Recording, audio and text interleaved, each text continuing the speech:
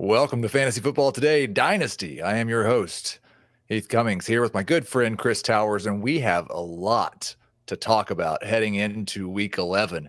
We're getting close to playoff time. We've got waiver wire ads, Dynasty risers and fallers. We're going to re-rank the top 12 running backs in Dynasty at the end of today's show. But, every once in a while, we're talking before the show gets started, and Chris says something that grabs my interest. And so I'm going to pass the mic to Chris. He is fed up with the Josh Allen discourse this morning after Josh Allen gets outplayed by Russell Wilson. Chris, what's wrong with Josh Allen? I just the idea that Josh Allen is secretly bad now, or that we have to have a conversation about Josh. He's turning the ball over a lot right now, more than any quarterback in the league. 3.6% of his plays have been turnovers so far this season. And if that was 2.9%, he's probably the MVP in most people's eyes. And I just think it's really dumb the way we talk about, people can't process the fact that a good player can turn the ball over for a stretch of 10 games and still be good. We did this with Dak Prescott last year where he's irreparably damaged by the fact that he was turning the ball over 1.2 times per game. And it's now Dak Prescott has the second fewest turnovers of any quarterback in the NFL because turnovers are incredibly rare events that are very important. I don't want to be seen minimizing the value of turnovers. They are bad. It is bad to turn the ball over. They don't tell you that much about how good a quarterback is, especially in a 10-game stretch. And our collective inability to process the fact that a good player can sometimes turn the ball over 30% more often than we would expect for a stretch of 10 games. It really bothers me. And this hot take culture that we have to if Josh Allen isn't playing well for 10 games, we have to do a Josh Allen's actually worse than Justin Herbert, who has his own issues in close games. And I don't know. I don't know if you were expecting a firebrand, brimstone kind of thing. I just think people are being dumb. I had someone on Twitter yesterday. I had someone on Twitter yesterday tell me that the Bills are a loaded team. I don't know how you can watch football in 2023 in week 10 of the 2023 season when the three best players on the Bills defense are hurt. And Gabe Davis is still running one route and not catching the ball, directly leading to an interception last night, by the way, and say that this Bills team is so loaded that if Josh Allen doesn't play perfect, I don't know. I think we are reaching the point, though. People have this perception of the Bills as a team that just does not match with reality. No, I think that they were kind of built up, and he was built up into something. And now we've got to age 27, and the rush attempts have almost been chopped in half this year. The rush yards have basically been chopped in half this year. He's moving into that stage of his career where he's going to have to be a pocket passer. And he's 5-5, and his team's lost 3 of their last 4. And legitimately might not make the playoffs this year. Yeah. And so there's something to be said about that. Right. But okay, so we're going to use his team might not make the playoffs. That means he's worse than Justin Herbert? That just seems dumb. No. And I don't know about the Justin Herbert thing. I haven't seen. I do think if you were just going to have a guy stand in the pocket and throw 35 passes per game, right, I'd probably rather have Justin Herbert do that. That's not Josh Allen's doing. No, but I'd rather have Justin Herbert do that. He's still moving. He's still producing with his legs. He scored a touchdown with his legs yesterday. If you take away the thing that makes Josh Allen special, they have taken it away halfway this year, though. Right, but he's still doing it 5 times per game. It's not like we're just ignoring it completely. He's still maybe the best scrambler in the NFL. He's still an incredible red zone weapon as a rusher, as we saw last night. That's just not a good offense. They've got one all-world receiver. They've got a rookie tight end. They've got a rookie or a second-year running back who they benched for his first fumble literally since his first NFL play. And we're supposed to be this is a great situation. How can he not be? You people don't know ball. That's what it comes down to. So Josh Allen is a top quarterback in the NFL? 5. Like, how many quarterbacks? Five's You take Tua, you replace him with Tua Tagovailoa. You think the Bills are a better team? I'm sorry, that's ridiculous. I didn't think we were going to have a Josh Allen discussion this morning, but it is interesting because, and we've got a different poll coming up later, so we're not going to show that one quite yet. But I did see that Robert Thomas, who runs our Facebook group, had posted a tweet poll earlier today. Who would you rather have in Dynasty, Josh Allen or CJ Stroud? And it was like Josh Allen. 60-40. It's Josh Allen. It was I'm like sorry. 60-40. I do think, like, and we're going to get off of Josh Allen now, but the last word that I want to say is that he does have, in my opinion, more risk than the average 27-year-old who has had 3 top 3 seasons recently, because rushing was so much of that, and we should expect the rushing to be less moving forward. But he's still the number 2 quarterback in fantasy. Right, like season. That. I'd be more concerned if he wasn't the number 2 quarterback in fantasy, and like 3 points clear of number 3. Now, the question I did want to ask, because we've got 3 questions we need to answer this morning, and it's another narrative flip that we've seen, and it's Trevor Lawrence. And I was pretty Trevor Lawrence skeptical coming into this year, and he's not done anything to change that at all. There are underlying stats that will tell you that Trevor Lawrence is better than he has been this year. But we're 2.5 years into his career, and it's mostly been 2.5 years of making excuses for Trevor Lawrence. I wonder if the narrative has begun to flip a little bit too far in the last week or so. It does seem like people are really, really down on Trevor Lawrence now. It's not a debate between him and CJ Stroud in Dynasty. Everybody wants CJ Stroud. He is my QB 18 this week. He is my QB 15 rest of season. He is my QB 10 in Dynasty. Has the narrative flipped too far on Trevor Lawrence? Are you still convinced he's going to matter in fantasy football?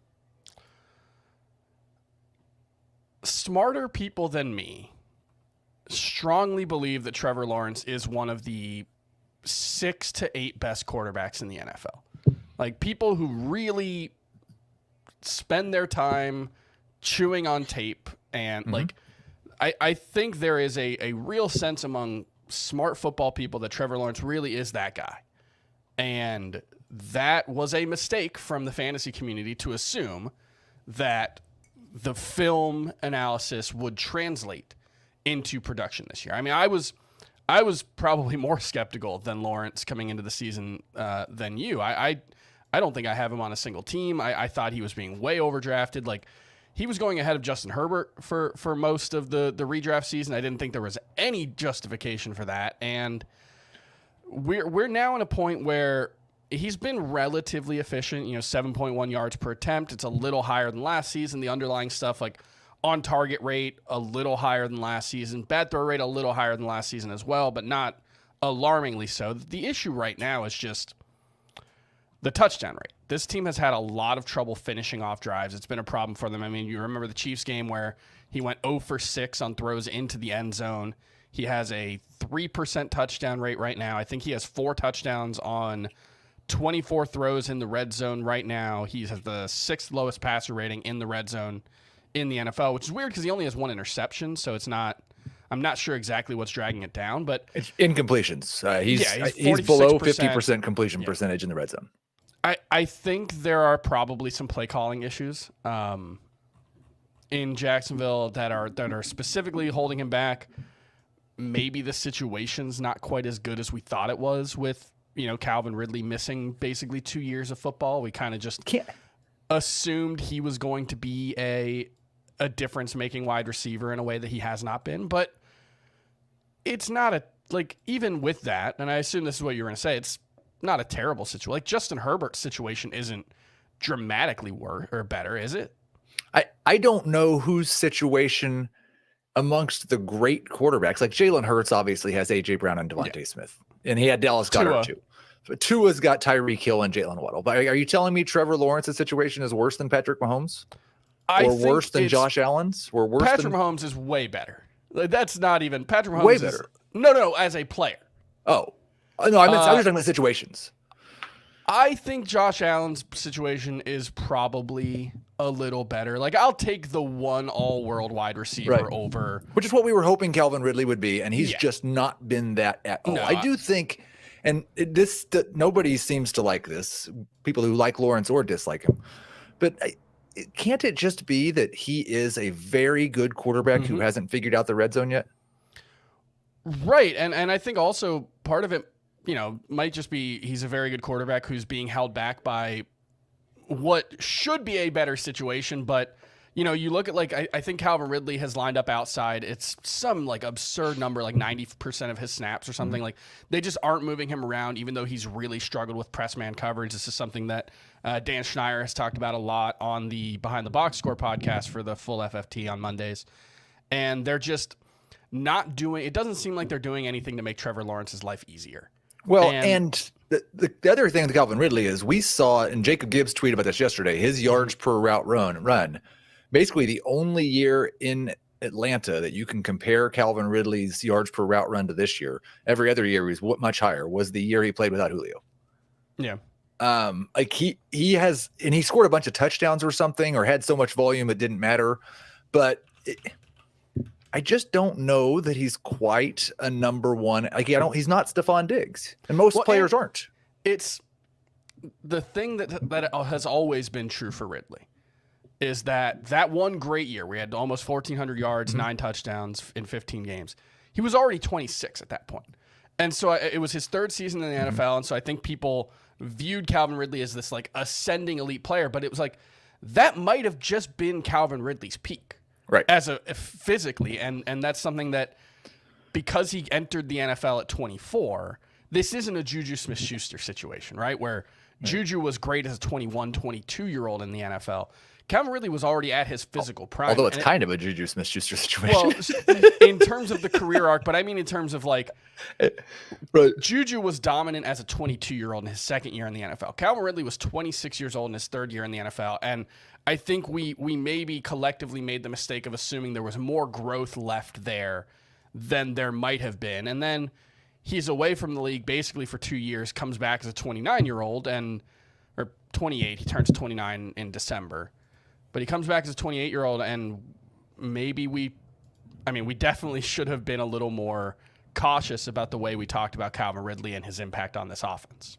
So let's get to question number 2. Do we take anything from the Cardinals' Week 10 target share? Kyler Murray's first game back, we saw 29% of the targets go to Trey McBride, 26% of the targets go to Rondale Moore, 19% for Michael Wilson, 13% for Marquise Brown, not one target for James Conner or any running back, I don't believe.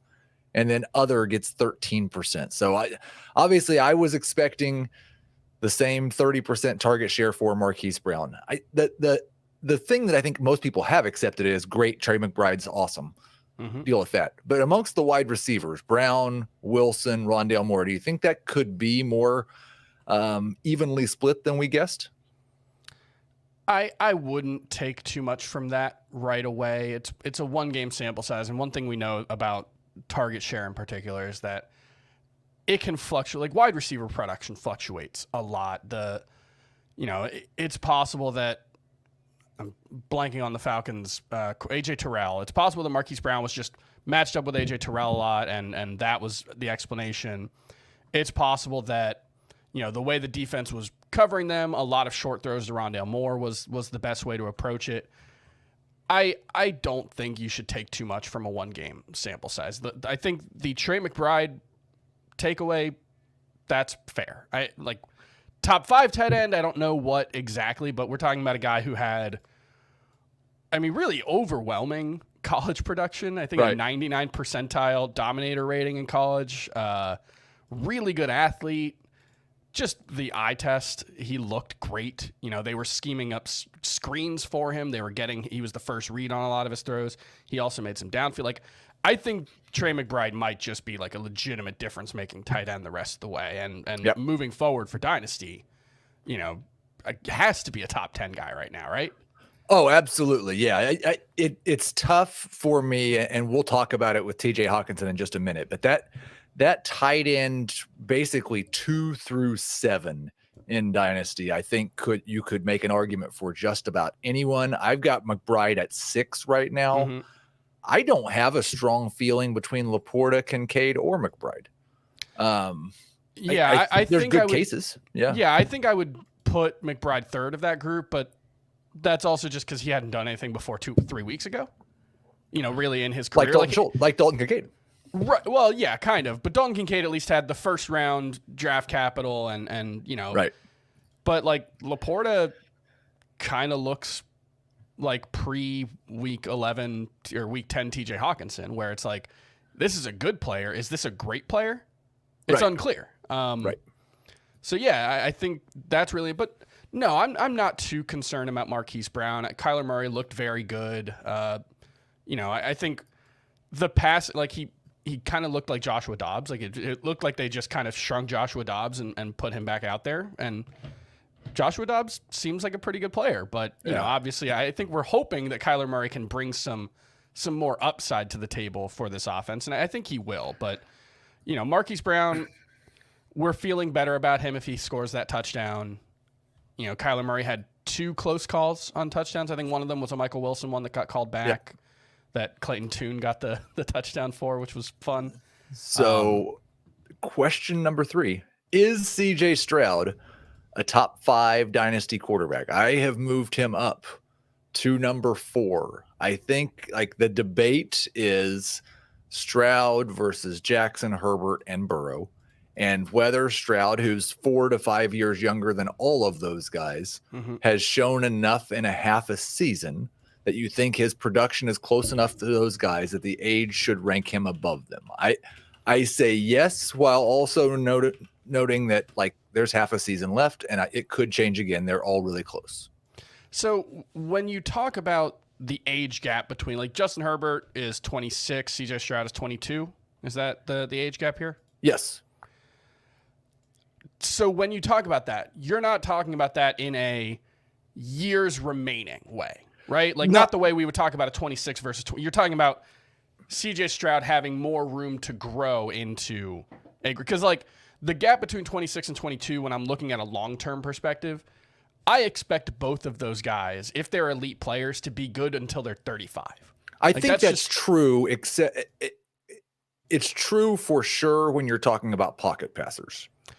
When you're talking about Josh Allen being 27 and CJ Stroud being 22, I think CJ Stroud's shelf life might be twice that of Josh Allen's.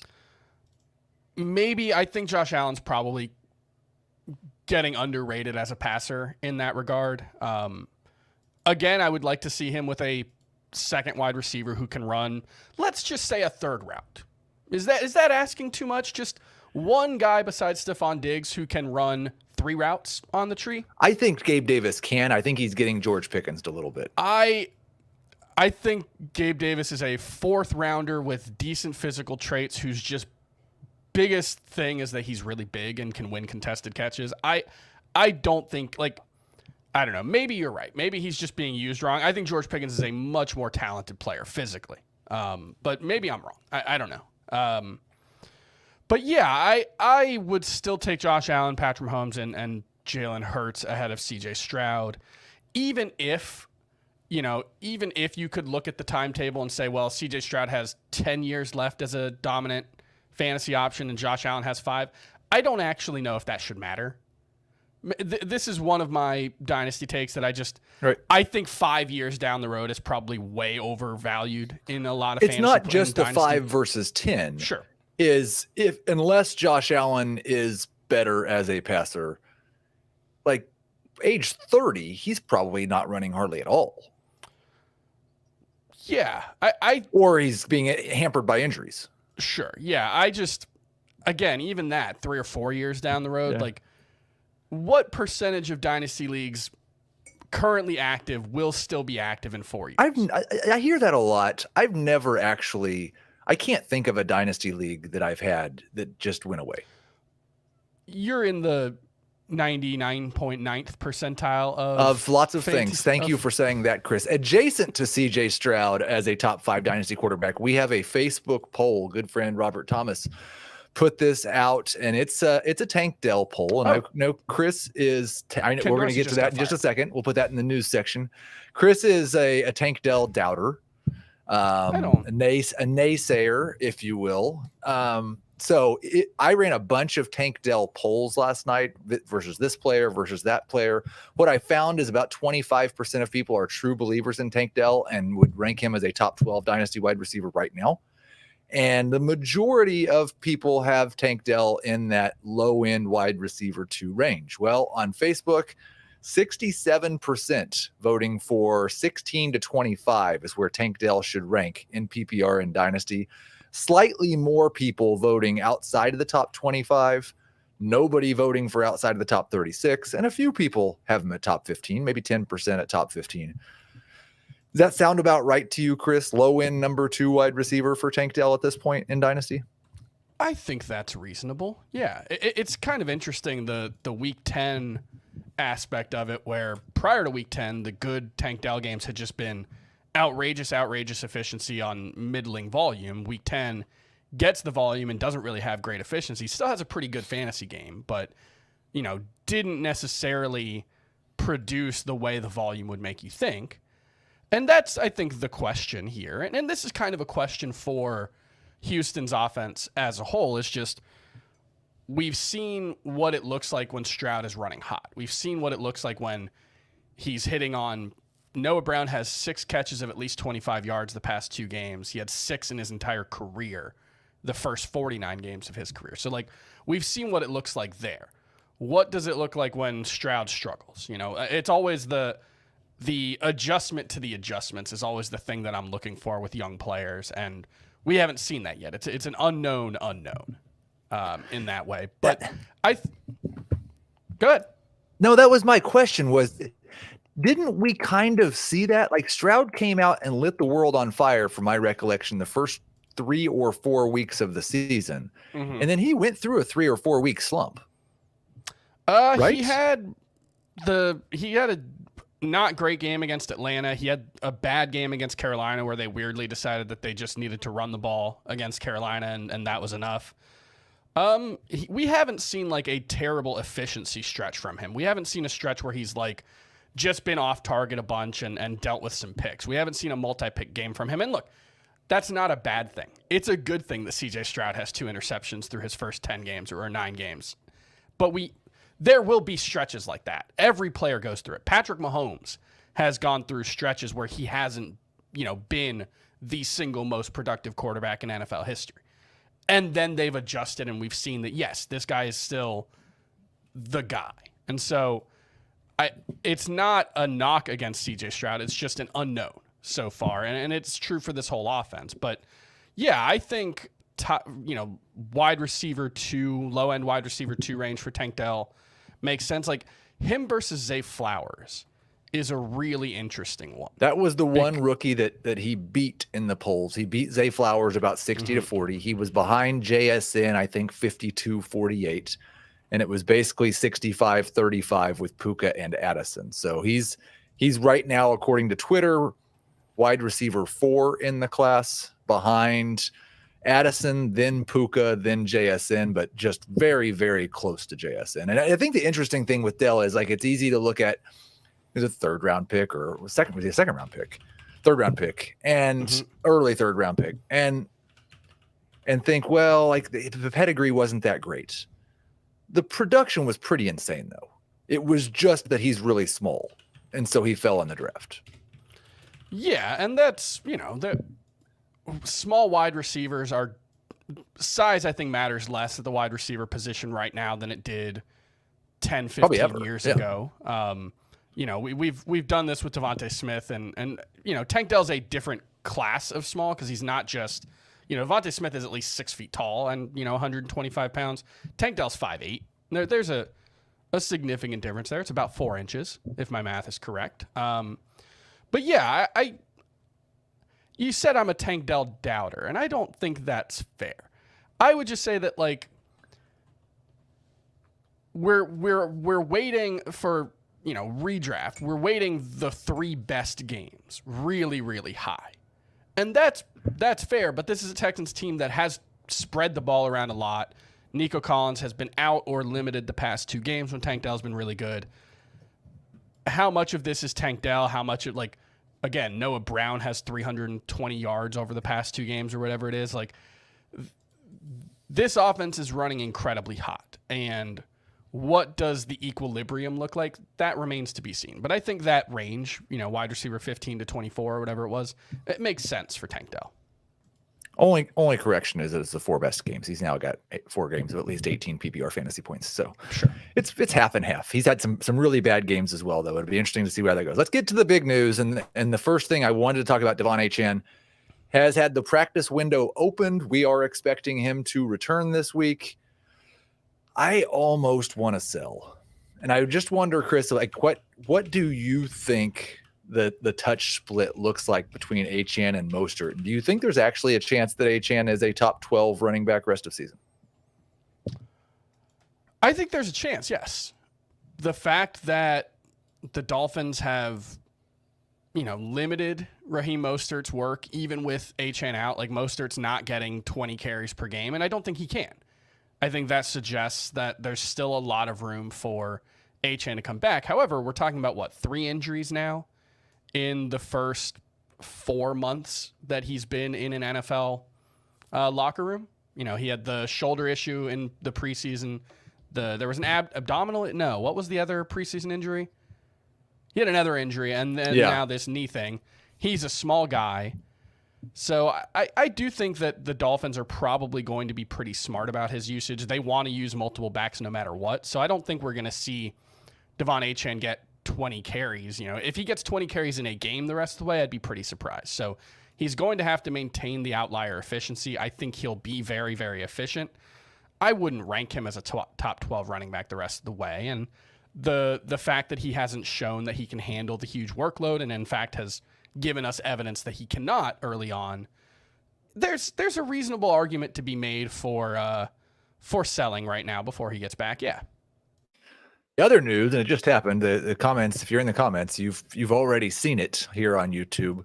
The Bills have relieved Ken Dorsey of his duties. He will no longer be the offensive coordinator. They will have Joe Brady running things for the Buffalo Bills offense.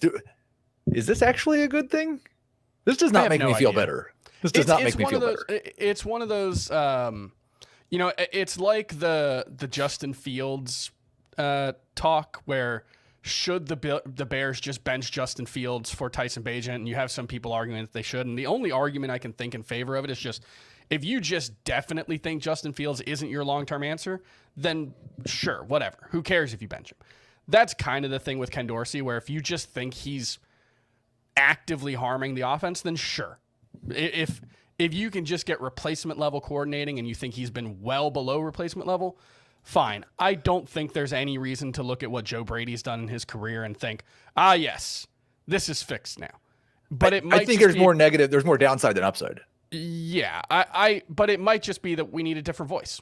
It could just be as simple as that. That right. There's just, I don't know what's going on inside their building and what's happening there, but it could just be as simple as change is good in this instance, no matter what. But it's certainly not the only outcome. Let's take a short break, and then we'll get to the deep Dynasty waiver wire. Okay, Chris, we've got 3 quarterbacks on the waiver wire this week that are 10% rostered or less that I think could start in week 11, week 12, week 13, maybe the rest of the season. One of them might actually even matter. Desmond Ridder is 10% rostered. After what we saw from Taylor Heineke, I don't think anybody would be surprised if after the bye they go back to Desmond Ridder. And I would expect he'll be a low-end number 2 quarterback. Tommy DeVito actually looks like he's improving a little bit, still just 7% rostered. Might be a 2 QB starter this week. And Jameis Winston at 3% rostered after the Derek Carr injury. They're hopeful that Carr is going to be ready after the bye, but this is not the first injury for Carr. He's been struggling a little bit lately. Do you have interest in adding any of these 3 guys? Is Winston a must-add in a 2 quarterback league just in case? It's not great. I would feel a lot better about it, obviously, if the Saints and Falcons weren't on a bye this week. But I do think of these 3, Desmond Ridder is probably the guy to add, and he's the most widely rostered, so I'm not sure how helpful that is. But I would expect the Falcons are going to go back to him. They were moving the ball better with him at quarterback than they did with Taylor Heineke. It was just some poorly timed turnovers, the fumble going into the end zone a couple times. So I would think he's going to be the starter moving forward. Jameis, if he is playing, I think he'd probably be a top 20 quarterback as long as he starts, but they've already said, they're not changing quarterbacks. It's just a question of if Derek Carr can play. The fact that he's already played through the shoulder injury suggests that he's going to probably try to toughen this out, and that makes me think that probably coming out of the bye, Derek Carr is going to be the starting quarterback for the Saints. I would agree with that. The prize of the waiver wire is Ty Chandler. We usually talk about 10% rostered or lower. He's 15%, but he needs to be probably close to 90%. We have Alexander Mattison in the concussion protocol. Chandler has Kene Nwangu and Myles Gaskin to share with. In other words, we think Ty Chandler is going to lead this backfield. Had 15 carries, just 3 yards per carry, no targets in his most recent game. Did score a touchdown. Vikings fan Thomas would like for us to know that he also had another touchdown called back. It was almost 30 yards. Man, Thomas could not be more excited about a Joshua Dobbs, Ty Chandler backfield. There's a legitimate chance that this is a Devin Singletary situation, right? Where Chandler starts a game and all of a sudden it looks like Chandler is the starting running back for the Vikings.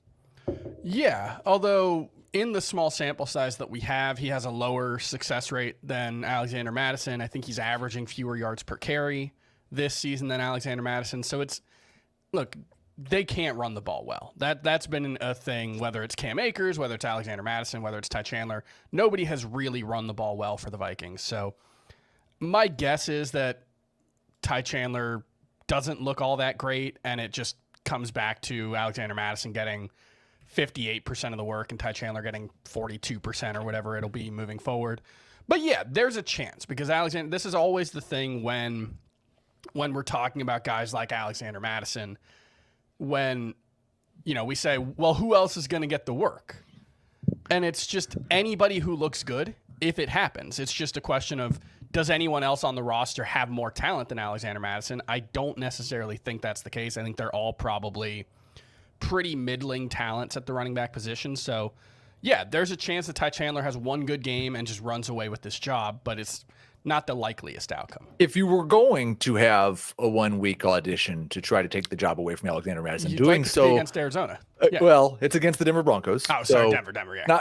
It's not quite the Josh Dobbs revenge game, but yeah, the Denver Broncos just gave up 9 yards per carry to James Cook, and they've given up more yards per carry than any team in the NFL this year. Mm-hmm. So maybe Ty Chandler can be a high-end flex this week. He's the only guy that you're adding and actually thinking about starting in week 11. Couple other running backs, though. Rico Dowdle, 14% rostered. Zamir White, 5% rostered. These guys at the beginning of the year were the types of handcuffs who were rostered in 30, 40, maybe 50% of leagues.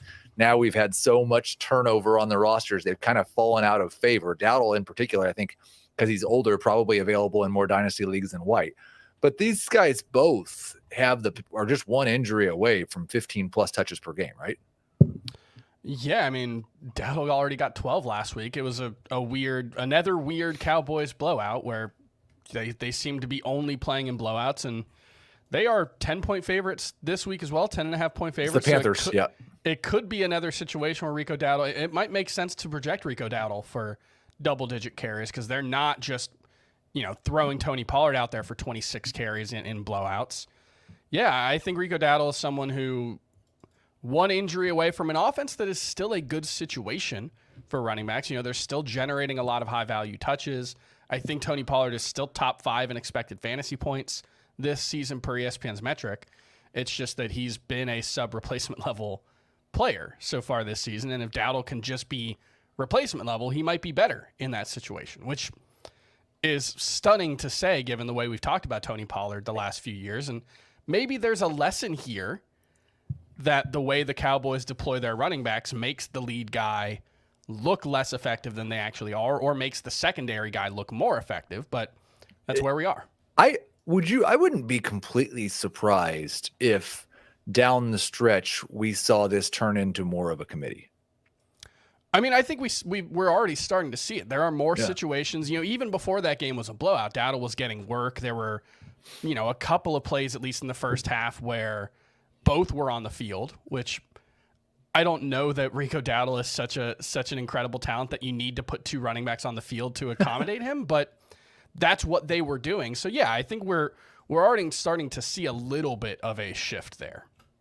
We've got two wide receivers on the waiver wire. One is probably a situation where he was rostered and then dropped, and maybe we ought to roster him again just to make sure. I mentioned the Arizona target share. One guy who really seemed to benefit from Kyler Murray coming back was Rondale Moore, who saw his targets go back up. Moore has seen some really high volume games with Kyler Murray under center. He's just 18% rostered. They use him occasionally running the football. In fact, I think he's averaging like 7 yards per carry and has a touchdown. I would like to make sure that Rondale Moore is rostered in my dynasty leagues just to make sure that he doesn't finish with a flurry here. Yeah, one of my maybe dumb takes is that Rondale Moore's a running back. Yeah. Like, he's built like a running back. He kind of plays like a running back. I kind of think it would be interesting if they just put him in the backfield 18 snaps a game and see what happens. But he was in the backfield. Sorry, I'm trying to look up what the actual number was last week. He was in the backfield for 5 snaps. So they use him there occasionally, but it's not a Deebo Samuel situation. I think it would be interesting if they did. And there might be it's more Placebo upside. Placebo Samuel. Sure, there you go. No, it's I do think that his 8 targets could be partially an explanation for James Conner having 0. Yeah. I wonder if they'd rather just throw it to Moore out of the backfield, which could make him interesting in PPR. And the other guy, Trenton Irwin, I don't have any faith that T. Higgins is going to be ready for Thursday Night Football against the Ravens. I don't have a whole lot of faith that T. Higgins is going to stay healthy the next time he gets healthy. Yeah. So Irwin is someone, he's only 6% roster. Just in deeper dynasty leagues, go make sure he's added. And I'll just throw one more out there. Tanner Hudson. You know how much I love Irv Smith, but Tanner Hudson has been the most involved Bengals tight end in the passing game. I think he has 17 PPR points over his last 2 games.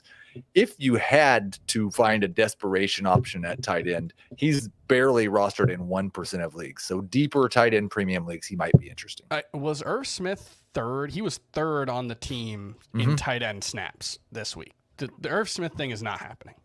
No, it's over. He did score a touchdown right before it's not happening. So we at least had that one last gasp of maybe it's happening. Let's talk about some dynasty risers and fallers. I've got 4 guys, not necessarily the biggest risers and fallers over the last week, but definitely guys that I want to talk about.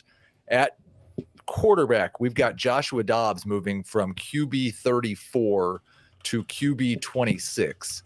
As it looks more and more like he's not just going to be a starter for the Vikings rest of season, but he might be a starter for fantasy teams more often than not rest of the season with the way he's running and the fact he's getting ready to add Justin Jefferson. Like, you don't have to be that good of a passer if you got Justin Jefferson, Jordan Addison, and TJ Hawkinson. How do you think that Dobbs could be a QB1 the rest of the year? And then I think the other question for dynasty purposes, is there any hope that Dobbs is going to get a chance to start week 1 next year somewhere?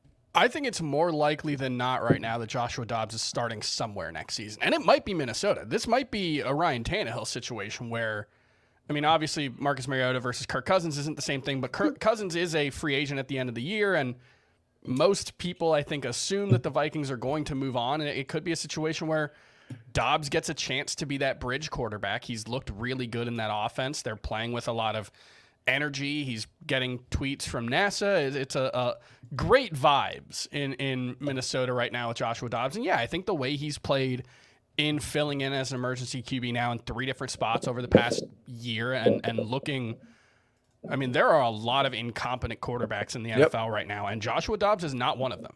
Like, that was when I was watching that Raiders Jets game, and just watching both of those guys, it's just like neither of these guys belongs in the NFL. And I have not thought that about Joshua Dobbs. Like, he doesn't have the arm talent. He makes a lot of weird decisions sometimes, but he looks like he belongs. He's not overwhelmed, and there are not a lot of teams that can say that about their quarterback. So yeah, I think it's more likely than not that Josh Dobbs is starting week 1 somewhere in 2024. And if that's Minnesota, he might be a top 15 quarterback to start next season. I was more okay with the idea that Cousins was going to be gone after this year before I saw Justin Jefferson wearing the Kirk Cousins chain and t-shirt on the sideline, like in memory of Kirk Cousins.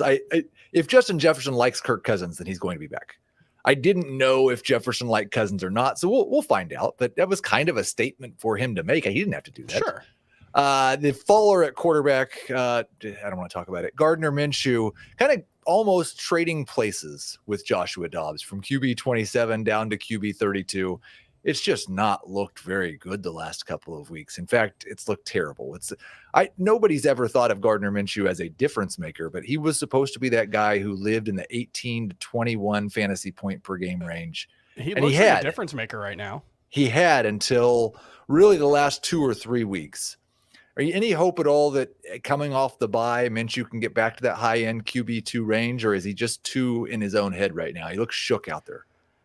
Yeah, I mean, we're quite a few years away from Gardner Minshew looking good. He didn't look great the last year in Jacksonville. He had one good game, I think, in the 2 with Philadelphia, if I'm remembering correctly. It's not about looking good. It's about being able to live in that QB 15-ish range. And he doesn't look like he can do that right now. Right. No, my belief in Gardner Minshew has definitely been shaken by his play. And that's another one where Josh Downs hasn't really played the last couple of weeks. I think he had 4 targets last week. So, maybe that's hurting. This team just does not have a lot of weapons outside of Michael Pittman if Josh Downs is not right. So it could be a situation where that's holding him back. But, yeah, I think he's absolutely not looking like that guy who can be a bridge quarterback anymore. Right. I would agree with that. If we're talking about running backs, the riser, Keaton Mitchell, I don't know what to do with this guy. I really have no idea what to do with him, but he's rocketing up my running back rankings, if only because there's like 15 running backs that I want to roster. So might as well put the guy who looks like he has insane upside but doesn't have the touches at RB 29. He was RB 43 coming into the week, 3 touches, and he moves up 14 spots to RB 29. They're talking about they're going to give him more touches. You can't continue to be as good as he's been without getting more touches, right? Mm-hmm. Yeah, I mean, that was the thing, from a redraft perspective, I had him as a winner coming out of week 10. It was a little weird because it's like he had 3 touches. But all you need from him is to keep looking like a difference maker. And eventually they're going to have to give him more touches, like you said. So I do think that's the situation. Imagine how much more he would have moved up if he hadn't dropped a touchdown. Yeah. But that usage, even the fact that they're throwing downfield passes into the end zone to him, it just suggests what they think about this kid's talent and his ability to be a game-breaking player in an offense that, for all that they do well, certainly doesn't have any game-breaking running backs. Gus Edwards gets you about what is blocked and then an extra yard and a half when he falls forward, but that's about it. No, for sure. Yeah, I'm hopeful. I mean, I think it only takes 10 to 12 touches probably, and he's someone that we're starting. So let's hope that happens. Zach Moss was RB 45 down to RB 58. It's basically over, unless, or is it Jover, whatever the people say, unless Jonathan Taylor gets hurt. Zach Moss is just going to sit on your bench, and you're going to hope that he gets a chance. Let's move. We don't need to talk about him. At wide receiver, I want to talk about the Packers. I tweeted this out earlier in the week. Jaden Reed up from wide receiver 56 to wide receiver 47. He leads Packers pass catchers in yards per route run, yards per target, yards per game. He's second in yards per reception. I still have Christian Watson, who was another faller, slightly ahead of Jaden Reed when it comes to dynasty ranking, but for a rookie, and your quote tweet of this was basically, it's hard to care who the number 1 wide receiver for the Packers is with the way this offense looks. And I get that, except we expect rookies to get better in the second half of their season. And so if Jaden Reed is becoming the number 1, maybe it's not quite like you see this 7 targets for Watson, 5 for Dobbs, 5 for Reed, 4 for Musgrave. Maybe he can actually become the number 1. How do you view this receiving core from a dynasty perspective? Do you want any of them? It's such a weird situation because they're all – Dobbs was a 4th rounder, right? Yeah, he was a 4th rounder, but Watson and Reed are both 2nd rounders. Reed's interesting because he plays a lot bigger than he is. He's only 5'11", but, he looks big when he's out there, which, I don't know how much that actually matters. Maybe it's just that he happens to be making a handful of big plays that make him look better than he is. But my sense is that this They've got a lot of similar-ish guys. They've got what I think is a bad quarterback. I haven't been impressed by the play design or play calling for them. So I think the likeliest outcome is that none of these guys truly matter, and they're all still in that wide receiver 4 range. And it's just whoever hits on a big play or scores a touchdown in any given week looks like the better option. But, yeah, I think it's a reasonable bet to, take a guy who has flashed early in his career and hope that he'll continue to grow in Jaden Reed. I would still rather have Christian Watson. He's demonstrated the upside we're hoping to see from the other guys, but he doesn't look like a difference maker to me. My faller at wide receiver, Chris Godwin, was wide receiver 28, which if you told me that a year ago would have seemed way too low. Is down to wide receiver 34. It's been a disgusting season for Chris Godwin. Mike Evans, just the clear number one in terms of fantasy production for this team. Another year with touchdown problems for Godwin. He's no longer young, and he's not quite old yet, but he's right where he's supposed to be peaking, and that's not happening. What's your long-term outlook for Chris Godwin? Do you think that he can get back to being in that top 12 discussion, or are we just hoping that he becomes a wide receiver 2 again? Yeah, I think he belongs in the wide receiver 2 range. Like you said, he's going to be 28 early in the offseason. We are a few years removed from true difference-making production. He was good but not great last season, a lot of volume. And, yeah, Mike Evans, despite being 31, is still the clear number 1 wide receiver here. Target share is higher than Chris Godwin's. That's the opposite of what I expected. I expected both Godwin and Evans to be decent values in 2023 because it felt a lot like Seattle last year, where everyone was just like, this offense is going to be so bad, there's no way they're good. And it's like, if Baker Mayfield's just fine, and he's been fine this year, those guys are going to be decent values. But clearly Mike Evans has been a lot more than decent, and Godwin hasn't. Godwin hasn't turned back into the downfield possession receiver that he was at his best with Jameis Winston, and the touchdown issues I think are real. And he's not I think there were people who thought, well, Brady's gone, so the running back target share will go down, so Godwin's going to be an elite. He's not an elite target earner unless you're throwing 700 passes. Sean Norton asked the question in the chat, and I think this is an important point to make. With Mike Evans out next year, what happens? I think if Mike Evans was going to be out next year, they would have traded him at the deadline. There's no reason to hold on to a 31-year-old wide receiver if you're not. They see him retiring with the Tampa Bay Buccaneers. Yeah, and he's the fact that he's still as good as he is. He's aging incredibly gracefully. There's no real reason. There should be a drop off at some point, but is there a world where he has an Adam Thielen? Maybe might at this point be a third career for both of them, but moves inside, plays a big slot role, and continues to produce. I think that's possible. All right, at tight end, the riser. This one's maybe going to sound a little bit weird, but TJ Hawkinson moved from 6 to 2 in my Dynasty tight end rankings, and it just shows you how close 2 through 7 really are. But it also is an adjustment of I went from, okay, Kirk Cousins is out. This could be a disaster for TJ Hawkinson because Justin Jefferson's coming back, to, okay, Joshua Dobbs is there. It's going to be okay, but not great. And now, it's hard to make an argument against Hawkinson being a top 3 tight end for the rest of the season because we do have the history of Dobbs throwing the ball 30% of the time to his tight ends in Arizona, 28% when he was there in Tennessee, and now he just cannot stop throwing it to TJ Hawkinson. And he's a year or 2 younger than Mark Andrews. I think you could make the argument for Hawkinson as the number 1 tight end in Dynasty right now. I've watched a decent amount of football in my life, and I can't think of a situation where I saw a player look more miserable every time they got hit than TJ Hawkinson last week, and still keep performing the way he did.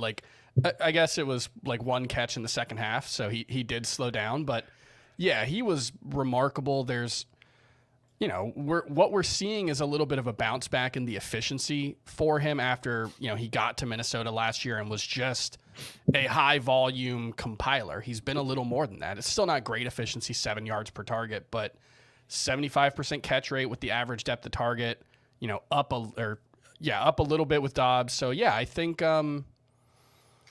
there's absolutely not really any case for him not to be a top 3 tight end in Dynasty, and the rest of the season for sure. Yeah. Right. So the faller is Kyle Pitts. He used to be a top 3 tight end in Dynasty. He's been falling throughout the season. Fell from tight end 5 to tight end 7 now. This was the consensus 101 in rookie drafts. And look what Arthur Smith has done. Are you still hopeful? Like, Pitts was just 22 coming into the year. It's a lot of tight ends. There'll probably be a rookie who gets brought into the league next year who's older than Kyle Pitts. Are you still hopeful that he becomes a difference maker at tight end, or is it over? You can't say it's over with a guy who turned 23 39 days ago. You can't. There's too much room for him to grow. He's too physically gifted. I don't think it's going to happen in Atlanta. The question is whether Atlanta moves him this offseason, whether he's disgruntled, whether, they find a quarterback. There's a lot of things that need to change for Kyle Pitts, but I still believe the talent is there. It's just the situation is not good. Buy low if you're a rebuilder. Let's take a short break, and we'll finish up by ranking the top 12 running backs in Dynasty. Hopefully the chat can tell me where I'm wrong. Okay, Chris, I know if the chat doesn't tell me where I'm wrong, you will. We'll take this 6 at a time. So I'll give you the top 6.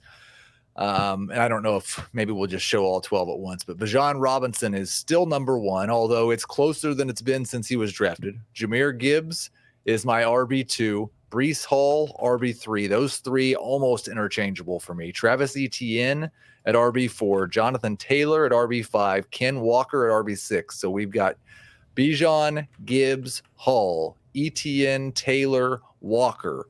Where did I go wrong in those top 6? I don't think you did. I think that ranking makes sense. Hall, it's hard to say with Breece Hall. Like there are things in his profile this season that, he's been extremely hit or miss. It's like 50-yard gain or 2-yard gain for Breece Hall. And how much of that is just he's not 100% healthy? How much is that one of the worst situations in the NFL for a running back to be in right now? It's hard to say. The talent is clearly there. The upside is clearly there. I think the upside is as high as anyone, but yeah. And then as the commenter, Raphael says, Jonathan Taylor versus Travis Etienne, I think is an interesting discussion because Etienne very much more so than I think these other guys being propped up by touchdowns and volume in a way that we didn't necessarily expect. The efficiency's taken a big step backwards. I think that's partially a result of getting so much volume and partially the Jaguars offense just hasn't been very good. But the thing about Etienne is as a rookie, he didn't look like a great pass catcher. They didn't really use him that way. There were very few anything more than dump offs, but we're starting to see some more downfield looks, some more opportunities for him to split out wide and really look like a legitimate playmaker in the passing game in a way that definitely increases his ceiling. So Etienne versus Taylor, I think Taylor's a more talented player. So I might default to him, but it's very close. I do think that Etienne's really benefiting from playing with a game manager like Trevor Lawrence, who can just get the ball to his running back, especially in the red zone. We'll go 7 through 12. I'm going to give the chat just a minute or two because they haven't seen who number 7 is. So I just wonder who everybody else would put at 7. And again, the top 6 were Bijan Robinson, Jahmyr Gibbs, Breece Hall, Travis Etienne, Jonathan Taylor, Ken Walker. Who should come after those top 6? I don't know. If you are a contender, it's definitely Christian McCaffrey. But my next 6 right now, Devon Achane, Christian McCaffrey, DeAndre Swift, Josh Jacobs, Javonte Williams, and Austin Eckler. This is so dependent on where you are in your league. I wait this season less and less as the year goes on. Mm-hmm. And so that would make up for some of the Achane over McCaffrey. But obviously it sounds ridiculous if you're trying to win this year. McCaffrey should have been in the top 5. Again, the next 6, Chris: Achane, McCaffrey, Swift, Jacobs, Javonte Williams, Austin Eckler. Where did I go wrong? This is where things get really weird. And I think there's that clear top 6, and even Walker I think is probably a clear step or 2 behind Jonathan Taylor and Travis Etienne. So I think it's a clear top 5, and then after that, it's really strange. I can't look at anybody outside of your top 12 and say that they definitely need to be higher. Maybe you could make a case for Saquon Barkley, but there's so much uncertainty about his future, and it's a situation where if he goes back to New York in the offseason, I have no reason to think that there's going to be a ton of upside in that offense. So Swift feels too high. I think I'd rather have Jacobs than Swift. There's less of a gap in their ages than I think most people think, because Josh Jacobs is one of those guys who came into the NFL really young. Swift was pretty young as well, but Jacobs has, I think, a clear situation edge. I think he has a clear workload edge. So I would take him over Swift. I think I would move Swift down below Eckler. I think I would rather have Eckler, just because what we've seen from this Philadelphia offense is the lead running back is a very good fantasy option. They're not necessarily the great fantasy option you think they are, because, Swift has a 12% target share, I think, this season. That's very good for the Eagles offense, but it's not great for a running back. It's pretty good. Right. And again, I think it's so dependent on where you are. But for me, especially by week 10 or 11, half the teams in the league should not view Austin Eckler probably as a top 20 running back. He's going to be 29 years old before he plays football next year. That's fair. Now, maybe he'll keep being awesome, but my system's not set up very well to like 29-year-old running backs. But, and Swift will be 25 next season. He's a free agent. He's a free agent, right? I think that's right. So we don't know if he's going to be back in Philadelphia. Presumably that could put him in a better situation, but that's not necessarily how things work for running backs. He could sign a $25 million guaranteed deal with Carolina, for instance. That didn't work out very well for Miles Sanders. No. So, that's the thing, is the situation could be worse in 2024. It could be DeAndre Swift in a clear committee, and that wouldn't be great. So, yeah, I think it's to say that there's a clear top five, and then after that, that we're still waiting for the second group of running backs, especially the younger guys, to really establish themselves. And this is where, Javonte and J.K. Dobbins and Cam Akers and that running back class of the last 4 years has had a lot of injuries and a lot of stops and starts. We're really feeling that on the Dynasty RB landscape. Yeah, if we could get, I would assume that we're going to have 3 or 4 rookie running backs that are in this top 12 when we get to September of next year. So that's where that's who's going to fill these spots. Probably not the guys who are ranked 13 for 24 right now. That is going to do it for this week's edition of Fantasy Football Today Dynasty. I want to thank everybody who was active in the chat. Thank you, Chris, for being here today, and we will talk to you next Tuesday.